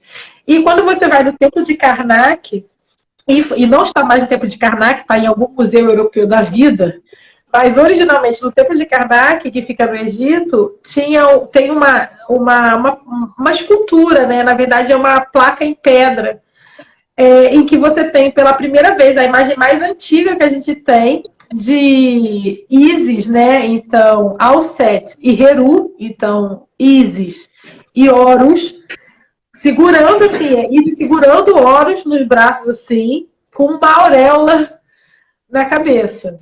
Entendeu? Então, é só para dizer que é apropriação mesmo o nome. É uma apropriação histórico-religiosa. É só para dizer isso. Com certas modificações. E é tão modificado que modifica tanto que traz um fardo, né? Traz um fardo. Quem era Alset? Quem era essa Isis que vai engravidar por uma emanação divina numa tentativa de recuperar a existência do seu todo? Olha que filosófico isso. Ela emana numa tentativa de existência do todo. E como ela não consegue recuperar esse todo, ela fica grávida de uma parte que compõe esse todo. Isso é muito filosófico. O catolicismo, o cristianismo não tem que dar conta. Entendeu? Aí pega isso, não entende metade, não entende bolhufas, aí pega a sua mente limitada e diz que é Jesus, isso vai... Com todo respeito, porque isso não é de respeitar a religião, mas uma crítica ao pensamento. Não, estamos falando de filosofia e de pensamento, não estamos falando de religião, é outra discussão, e nem é discussão também, né? Enfim, é o que você falou, a gente não pode querer apagar isso de ninguém, como também não podem querer apagar a África da gente. Exatamente. Isso faz parte. Então, o que mais que a gente pode... Eu acho que a conversa tá tão boa, tá tão gostosa, eu fico aqui assim, ó, como se não houvesse amanhã, que tá uma delícia. Eu não sei se pode fazer pergunta e a gente faz mais perguntas. Vocês querem perguntar mais alguma coisa? Tá cansado. É isso. Tem alguém pedindo para Ediandro Capoeira Banzo, pedindo para você falar sobre Madre Gestora, que você também acho que já tinha falado um pouco sobre essa matrigestão, mas não chegou a aprofundar, né? E que está ligada à ideia de maternagem, né? É a maternagem. Então, matrigestão é uma relação... Quem traz esse conceito, é importante dizer que quem traz esse conceito é o Yoronke. Escreve depois, porque já pediram várias. Joga no Google falando, gente. Pega o microfone, fala no Google, fiquei escrevendo. Eu sei escrever certinho o primeiro nome, tá? Isso eu tenho certeza. Isso. Então, escreve o primeiro, que acho que já ajuda. Eu já cometo os erros. Entendeu? Então, eu prefiro deixar aí o Yoronke. Enfim, tem o site do professor Juan Flores, Juan Nascimento Flores, chamado Filosofia Africana, que tem artigos não só dela, mas de vários pensadores da filosofia africana. O professor Juan, ele é professor da UNB, ele é um Tata de Ngolinkice, então ele é um babalorixá também, e é uma pessoa muito relevante na contribuição mesmo da fomentação da filosofia africana e afrodiaspórica. Então vale a pena vocês conhecerem tanto o professor Juan Flores, quanto o site dele, Filosofia Africana. Inclusive, os textos da Yoronke, que estão traduzidos, porque são poucos, tem lá. E aí você baixa. Então, quem traz essa ideia de matrigestão é ela, a partir de um olhar sobre a experiência das mães, mulheres mães iorubás. A partir disso, também temos a Nadove, que é uma teórica do mulherismo africana, que inclusive tem um livro dela que vai sair agora, já esse mês, e que eu fiz o prefácio. É um livro muito incrível, é uma pesquisa dela, mostrando como mulheres mães negras são agentes da mudança social no sistema educacional americano e inglês. É um livro assim que eu li assim, e falo, ai meu Deus, todas as mães têm que ler para poder se sentirem potencializadas a bater de frente com o sistema de educação capenga que a gente tá, sabe? Então tem pessoas, diferentes mulheres pensando em matrigestão, mas primeiramente a referência é a Yoronke, e depois a Nadove, ela vem com essa discussão a partir de uma agência mulherista africana, que eu coaduno porque eu também teorizo o mulherismo africano. Então, matrigestão, ela tem a ver muito mais com esse entendimento do acender esse sol, de gestar essa potência que há no intuito de todos os seres humanos. E aí eu preciso explicar algumas coisas. Assim. Dentro da filosofia Banto, todo ser tem um intu. Então, intu é como se fosse o axé, como se fosse, enfim, a centelha, e eu chamo isso de centelha cósmica do universo que pulsa em todos nós. É o nome que eu decidi dar. Porque, independente da sua religião serve, se tu é ateu também serve para tudo. Entendeu? E é bem descolado, assim, do escopo religioso. Então, esse intu, esse axé, essa coisa que pulsa o universo na gente, ele está em tudo. E eu não falei todos, eu falei em tudo. E isso faz uma grande diferença. Então, respeitar o axé que há nos seres que não coadunam a mesma humanidade que eu, mas não deixam de ser existentes e humanos na existência totalitária. Né? Natureza, então, é tudo, né? Exatamente. Então, entender o intu que há no outro enquanto um paradigma de respeito à humanidade que há em tudo. E se isso fosse mais utilizado, né, dentro da lógica ocidental, com certeza a nossa relação com o meio ambiente, com certeza absoluta, seria outra. E olha como essa reflexão ela cabe nesse momento, né, de quarentena que a gente está passando. Você falou isso, me lembrou muito essas várias imagens que chegam via WhatsApp, via, enfim, redes sociais, da natureza, né, se manifestando nesse momento de quarentena, que nós estamos, não tanto, mas já em número bem reduzido, fora da rua, fora do espaço dela, né? Quanto que a natureza está aparecendo, assim, uns animais em lugares que estavam totalmente poluídos, aparecendo. É incrível isso, você vê como que a gente não cuida mesmo, né? Como a gente não cuida do espaço que a gente ocupa. E isso também tem uma relação ontológica mesmo, porque essa própria lógica ocidental ela é calcada em roubo, morte, destruição, assimilação, alienação, depredação. Isso é a forma como o Ocidente se movimenta no mundo de forma ética e estética. Então, assim, é claro assim que que ele a gente conquista, precisa, né? e a gente precisa olhar para esses acontecimentos, para esses fenômenos, com lucidez também, assim. Primeiro, entender que a única pessoa que está sofrendo, a única pessoa não, o único grupo que está sofrendo a pandemia é o grupo humano. Porque a natureza segue seu curso linda, leve, bela, maravilhosa, com a gente ou sem a gente, ela vai continuar. E ela se recupera rápido. A gente está vendo que ela se recupera rápido. A gente é que não se recupera, a gente está morrendo, na verdade. Então é um chacoalhar mesmo na nossa própria humanidade e nossa relação com a humanidade que há em todas as coisas.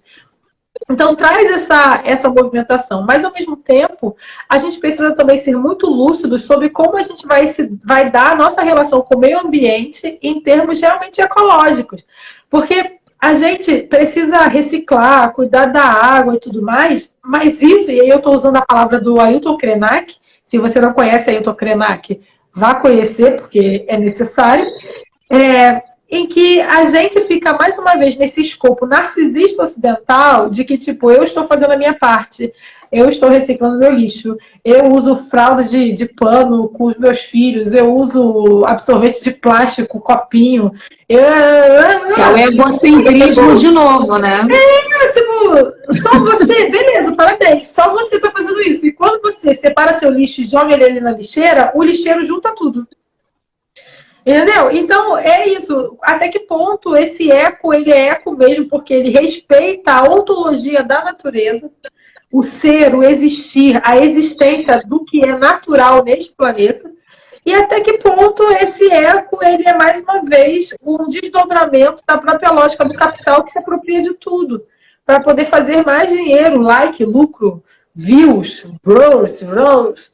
Entende? Porque eu me pergunto muito sobre isso, assim, porque eu tento ser muito preocupada com o desperdício, com a reciclagem, assim. E às vezes eu fico até chata aqui em casa, o pessoal quer, tipo, gritar comigo de tão chata que eu sou. Mas assim, por outro lado, é muito trabalho quando, na verdade, tipo, quantas asas e luanas precisam diariamente se juntar para economizar em água do que uma lavagem de calça jeans de uma indústria têxtil vai precisar para fazer uma calça jeans. Uma indústria têxtil em Japeri. Japeri, que é a cidade do estado do Rio de Janeiro, que tem 0,01% de saneamento básico. O município inteiro com 0,01% de saneamento básico. Então, assim, quantas asas, luanas e outras pessoas aqui da sociedade civil têm que se juntar diariamente para economizar? Quanto a gente tem que economizar de água para que equivalha o gasto que a produção de uma calça jeans em Japeri, da indústria têxtil, vai ter. Entende? E aí eu acho que isso é injusto. E não é que eu vou parar de reciclar água, cuidar da água. Não, é que eu vou pautar a porra da indústria têxtil. Que coisa é essa? Nessa altura do campeonato você está fazendo isso, brother? Até que ponto a gente está disposto realmente a encampar lutas sérias que trazem a transformação? E luta traz trabalho, né? Luta dá trabalho, luta. E a luta, em todos os sentidos da luta, assim, ela tá ficando muito comercializada. Aí, de repente, todo mundo vira fada sensata. Só que o mundo élfico é muito perigoso, né? Esse porra de elfo tem muita magia. Eu tenho medo, eu prefiro. Muito parado. É verdade. E sobre o que você falou, né, pensando nesse exemplo da reciclagem, né, como é que a gente vai ensinar a reciclar, né, essa coisa da reciclagem toda num lugar como Japeri, a população de Japeri que não tem saneamento básico, para dentro da comunidade da favela que não tem saneamento básico, os meus ex-alunos lá de Belford Roxo, como é que eu vou ensinar para eles, cara? Se eles vivem num amontoado onde se come, se joga, se amontoa, se cata para ver se tem alguma coisa. Mais uma vez está falando sobre a negociação da humanidade. Porque como é que eu vou falar com ele sobre o básico de lavar as mãos se ele nem sequer se compreende enquanto humano? Se a experiência dele de existência destitui a humanidade dele. E se você é destituído da sua humanidade, não faz diferença se você lava a mão ou não. sacou? Exato. Então, é muito complexo isso. Então, é por isso que, diante de todas as lutas, assim, eu gosto muito de discutir esse processo de reorganização. Quais são os caminhos que a gente pode travar enquanto sociedade coletiva, enquanto grupo, que tem uma responsabilidade social de mudar a nossa situação? Quais caminhos a gente pode pensar para readquirir, se reapropriar dessa humanidade que nos foi roubada? E é por isso que eu comecei a live dizendo que eu não discuto humanidade, porque humanidade é inegociável. Então eu não vou ficar discutindo se eu sou humana. Eu sou humana. Então eu não preciso te convencer que a minha vida importa. Ela importa e ponto. Entende? Então é muito complexo. É uma discussão muito complexa. E, inclusive, uma discussão que não se esgota aqui. Né? E que precisa de outros agentes para que ela seja realmente uma discussão potente. Sim, não, com certeza. Eu também prefiro Exu. Samuel falou. Janduca chegou. Aos elfos. Eu também prefiro. Oi, Janduca. Então, cara, eu acho que a gente aprendeu a beça e trocou a beça e foi uma experiência incrível. Será que alguém tem alguma questão, alguma pergunta? Agradeço pelos elogios. Todos os elogios aí, o pessoal que está elogiando. A gente já está na segunda parte da live, quem chegou agora. A gente fez uma primeira parte, que eu já salvei lá no meu perfil. Eu não sei se a gente consegue salvar outra. Alguém, Janda, você que já fez aí várias. Normalmente consegue salvar aí. Consigo salvar essa também, mesmo já tendo salva outra? Então, consegue. Beleza. Então, vou salvar também. Muito feliz com todo mundo que participou. Todo mundo no Zoom, bebendo cerveja, tomando. Gente, vamos, pelo amor de Deus. Tudo é desculpa para beber. Aí isso me faz fechar o live bebicida. O que foi garota? Que isso? Vamos gastar uns minutos desse tempo que temos. Que a minha cerveja acabou. Eu comprei 12 Cara, eu não consegui chegar até o final. Eu não consegui chegar até o final, cara. Não consegui chegar até o final. Cara, mas foi incrível. Aí você vê a live salva no YouTube, 8 horas, não sei quando, você fala, caraca! E ele ainda terminou, ainda foi pra live do Yuri Marçal, né? Tipo, infinito total, assim. Nem soube disso. Foi muito maravilhoso. Ele foi o Júnior que me contou, eu não vi, o Júnior que falou. Cara, mas assim, foi incrível. Foi incrível. Foi muito maravilhoso. É um artista, assim, que eu sinto muita potência dele de acendimento do sol. Assim. Ele entrou no livro de falar, ele entrou mesmo, Janda. Peraí, desculpa, é que a Janda tá dizendo que ele entrou no livro dos recordes. Entrou mesmo ou é brincadeira? Mas fala aí, você cita o MC da como acendedor de sol. Não, eu acho que ele é um grande... Eu já tive a oportunidade de falar isso para ele, que ele é um grande acendedor de sol, assim, porque ele é um grande griot, né? A filosofia Bakongo, ela diz o seguinte, que nós somos os ancestrais do tempo presente, que estão aqui na continuidade da ancestralidade do tempo passado, para plantar a ancestralidade do tempo futuro. Para que quando a gente se torne o ancestral do futuro, a gente possa, na verdade, zelar por quem aqui está em ancestralidade presente. E quando eu vejo, enfim, a obra, o trabalho, a forma como ele se expressa, as movimentações, isso assim, fora críticas que todo ser humano tem, né? Porque isso já é outra coisa. Mas enquanto uma pessoa que se movimenta no mundo em prol de um acendimento do sol, assim, ele é um grande griot, assim. E a gente tem que se nutrir também da obra dele. Esse disco amarelo é uma obra de arte. E o podcast? E o podcast que ele está fazendo sobre o amarelo? Gente, se vocês estão aqui e não escutaram ainda, o podcast está lá, tem no Spotify, tem, acho que deve ter no YouTube também. Se vocês não escutaram ainda, escutem, porque é assim, é um negócio, é uma aula também. Você sai dali com muitas informações, referências, querendo ouvir discos, querendo ler pessoas. Ele é uma pessoa muito complexa Bom, não sei, né? Porque eu não conheço, né? Então, assim, dentro do meu entendimento, mas assim, ele é uma pessoa artisticamente muito complexa.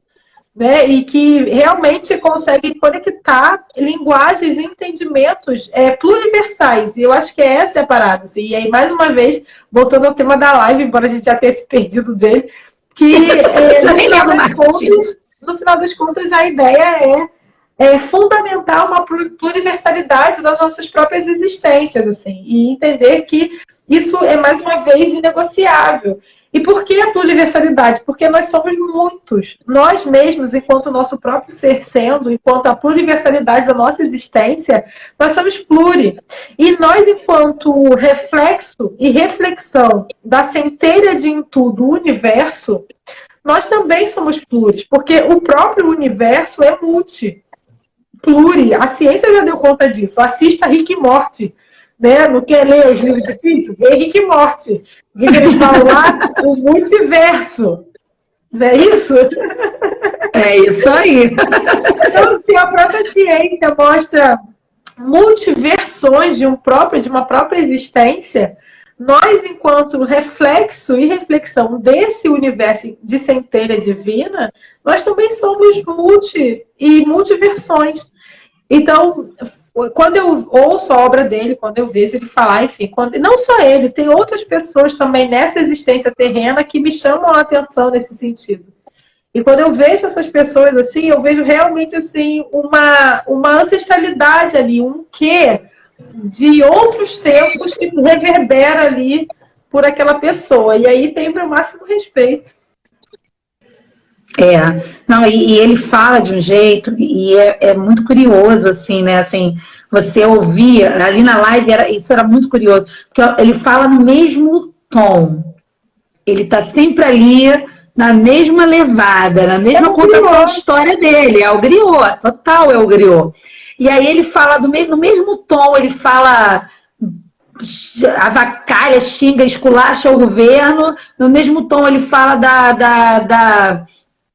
lá do que ele viveu na adolescência, no começo da carreira com o DJ ali nos corres e tal, na quebrada, do mesmo jeito ele fala sobre uma parada totalmente boba, assim, no bom sentido. É maravilhoso.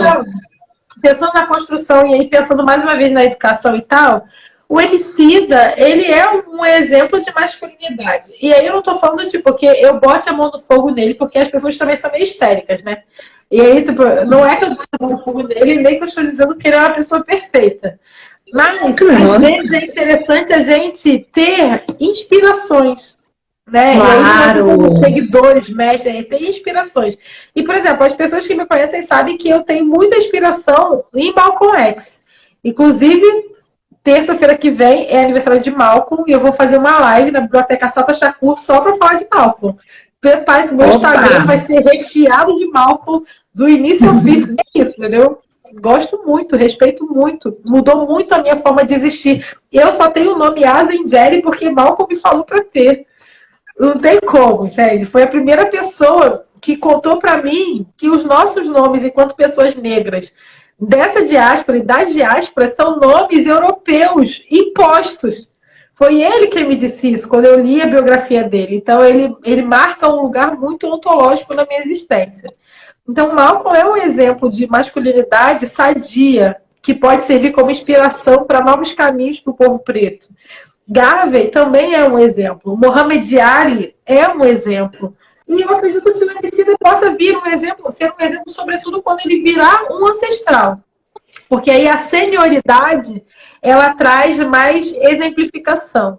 Né? Por enquanto, eu o respeito muito e tenho como inspiração mesmo. Eu gosto de ouvir. Mas é representatividade, né? Porque uma coisa que falta tanto, assim, a gente falando de novo dessas pessoas, desse menino, dessa menina da favela, desse menino, dessa menina da Baixada, que fomos, né?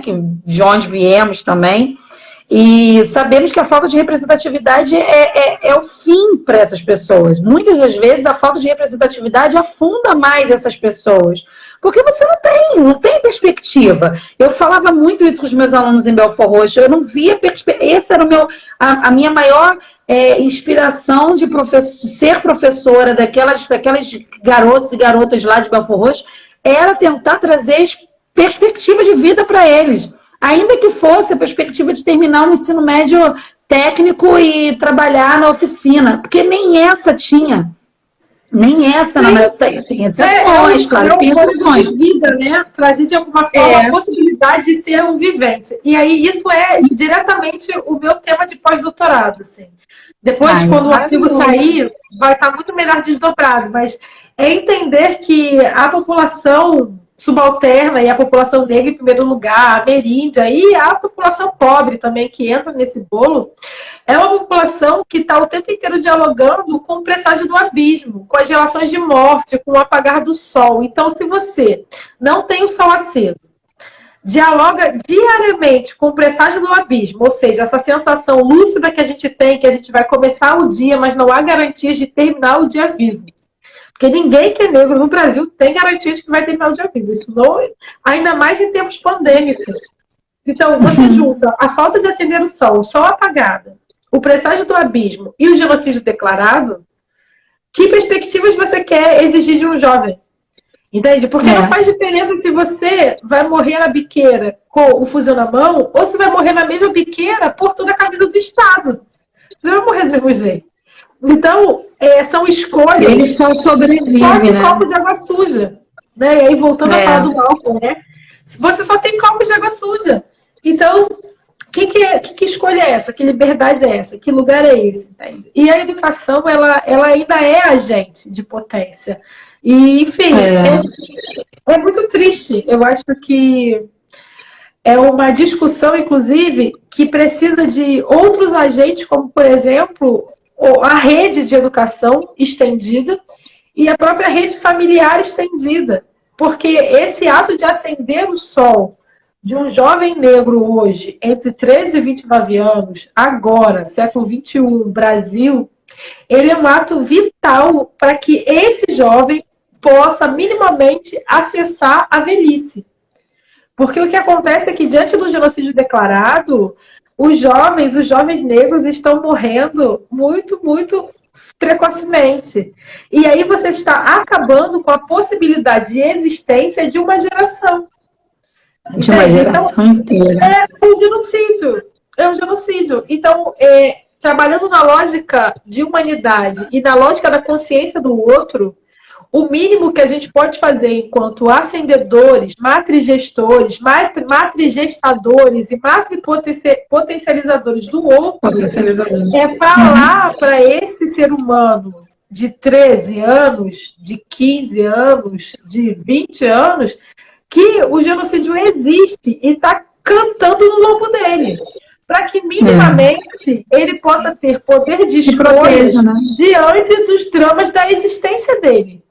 Diante dos dramas de existência, diante dos problemas existenciais dele, os dilemas da vida dele, que ele vai passar por muitos, porque todo mundo passa por muito, que ele consiga ter esse dado, essa informação, como informação vital para a decisão que ele vai tomar na vida dele. Entende? Porque uma coisa é você escolher esta vida a partir dos caminhos lúcidos que você teve. Outra coisa é você escolher essa vida porque você acha que essa é a opção mais acendedora do seu sol que há. Quando não é. Exato. E aí a gente volta para aquilo que a gente falou lá atrás, de falar ou não falar para os nossos filhos pretos o que eles não podem fazer, ou podem fazer no sentido de não corre, porque se tu correr, o primeiro que vai levar um tiro porque tá correndo é você, não bota o guarda-chuva dentro da calça, não vai essas coisas todas que a gente já sabe. E volta muito para isso, né? Assim, da gente ter que falar a verdade para que ele também possa se preparar para a vida que ele vai ter que enfrentar na frente, assim. É isso. É duro, é triste, é desesperador. E não fazer isso também é colocar em uma torre romântica ocidental de alienação. Né? É a mesma coisa tipo, você isso acontece, mas com você não, né? É você isso. falar assim, não, meu filho, você que vive aqui numa família estruturada, né? Vai ter educação, você não. Não, gente, não tem essa. Preto é tudo preto. Não tem diferença para isso. Assim, não e tem mais diferença. básico, não há garantia de que eu vá na padaria e sofre um atropelamento e vá parar no SUS e seja confundido com uma mendiga e por isso não vou sofrer acidente e morra lá. Exatamente. Você se lembra? Parece que o comigo.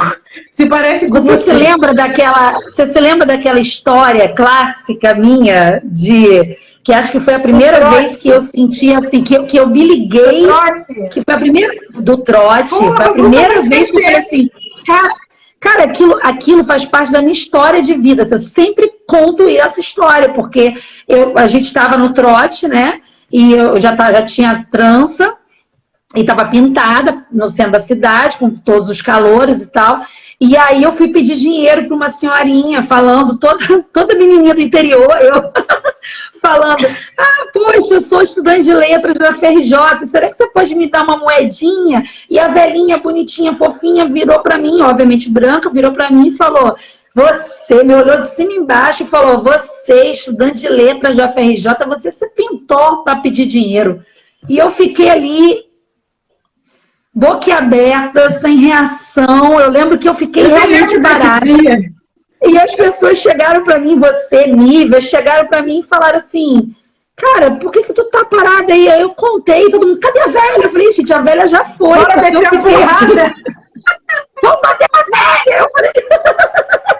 Eu falei, cara, aí hoje, quando eu penso nessa história, eu não sei também, acho que quando acontece, né, a reação é muito difícil, assim, mas eu fico pensando, caraca, hoje eu tinha que ter falado assim, você vai tomar, entendeu? Eu tinha que ter mandado a velha aí pra puta que pariu, sacou? E na hora eu não tive. Porque um negócio tão assim, muito indefeso. A gente se torna muito indefeso. A gente fica frágil. Entendeu? E é isso, eu estava ali, aluna de uma universidade pública de respeito, fazendo um curso para ser professora, que é uma profissão, que não é, mas deveria ser altamente respeitada, e a mulher me tratou como se eu fosse uma mendiga. Né, ainda se eu fosse uma mendiga, ela tratou, assim, de uma forma desumana. Que ainda que eu tivesse ali pedindo dinheiro para comer, ela não precisava falar comigo como ela falou, entendeu?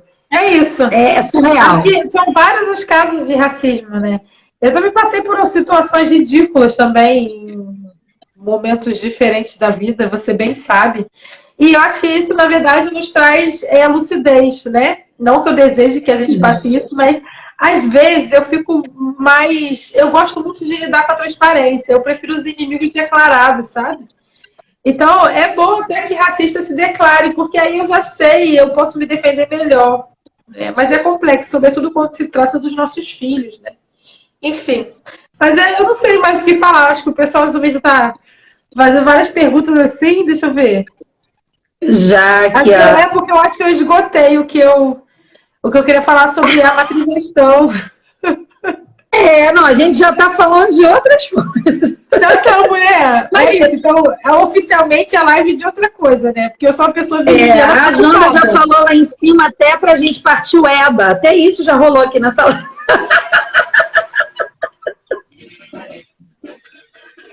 Aí ela tá dizendo que a gente está ignorando ela. Não estamos não, gente. Estamos não. A Janda falou, e agora com a questão da pandemia, o futuro que todos têm que usar máscara, como será potenciável? Bem, homem negro de máscara. Só Black Bloc do mal total. Pior tipo de Black Bloc que vai existir na vida. Eu só vejo desgraça.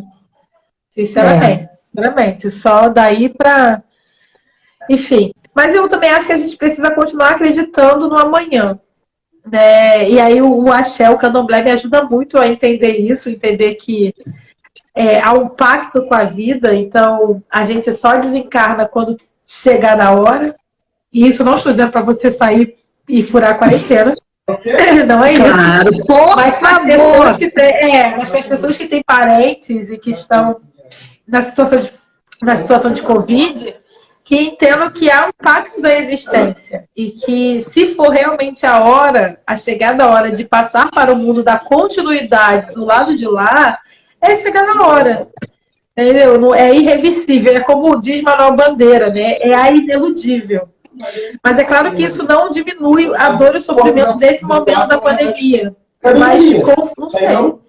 Mas conforta. Perdeu a Maria. O Marlon perdeu a Maria. Fiquei até preocupada. E eu até olhei assim e falei, eita porra. Mas conforta, né, na perda dessas pessoas. Porque é importante também entender que a morte em si é o início de uma continuidade. Então serão outras aprendizagens, é uma nova existência nesse mundo, com outras aprendizagens, outras formas de existir, outros momentos, outras compreensões que iniciam no momento em que a gente larga essa matéria. E isso não é ruim, isso não é negativo. Pelo contrário, é a oportunidade que você tem de se tornar um ancestral. Isso é muito lindo. Ver a sua continuidade materializada. Mas é claro que, diante do descalabro que a gente vive socialmente, não há filosofia que dê conta. Né? Porque a gente pode meditar, acreditar e tudo mais, mas quando a gente liga a TV, o que a gente quer é sair correndo pela rua. Desespero. E aí volta mais uma vez essa ideia da autoproteção, inclusive entender que o que você vê e o que você ouve faz parte da sua alimentação. Isso alimenta o seu ser, entende? O que você está ouvindo, o que você está assistindo alimenta muito a sua existência. E às vezes faz parte da maturidade escolher que pratos você quer ouvir e que quer ver, entende? E assim, e abdicar uns ou outros. Dentro dessa pandemia, cada vez mais eu estou escolhendo muito quais são as fontes de informação sobre a pandemia. Então, assim, a live do Átila, que aí eu acho que ele está em outro lugar, ele é uma pessoa com conhecimento de causa que, né, vale a pena escutar. Mas, assim, Jornal Nacional, essas coisas de polêmica, eu olho no Twitter, no Trend Topics. Que aí não luta. É sério, agora, tipo assim, olhar e trabalhar a centelha semiótica, e isso vale para tudo que você vai fazer seu filho acessar. Quando você está vendo, a semiótica é muito forte, você absorve muita coisa com a visão, com o audiovisual. Então, esse audiovisual que eu ouço em podcast, que eu vejo em YouTube, coisa assim, isso é muito filtrado pela luz da minha própria inteireza de alguém que não quer se nutrir de coisas que vão abaixar a minha existência, apagar o meu som, assim, sabe? Então, essas coisas de tristeza e tal é trend topics do Twitter. E as outras coisas é alienação, às vezes, é filme, sei lá, outras filme coisas. Filme bobo, né? Às vezes um filme bem bobo. Isso, ó, as lives da Janda, que eu faço participação. As lives da Janda. Siga o meu Instagram. Amanhã tem live comentando a abolição da escravidão. Estão pedindo aqui para a gente fazer disso um encontro, fazer mais vezes. Falar para eles que a gente se encontra sempre. Hein, que a gente monta outra coisa aí, que a gente não tem... Não precisa nem pedir. Não é? A gente já gosta, né? E acabou que a gente fez quase que 1 hora de novo, porque já são 47. E o povo tá ficando. Mas não, já chega. Eu preciso cuidar da minha filha, cuidar da minha vida. Você vai procurar onde que Malia está para achar, né? Eu queria muito agradecer, dizer que eu vou deixar salvo aqui para o pessoal que estava perguntando, agradecer a todo mundo aos amigos queridos que passaram por aqui, agradecer ao pessoal que veio por conta da ASA também, obrigada por entrar aqui no meu espaço, né? Desliga os comentários. Agora como é que desliga o comentário? Como é que faz isso? Desses 3 bolinhas aí, nessas 3 bolinhas. Tá, desativar. Isso. Gente, faz o print aí, bem bonito agora. Agora é hora do print.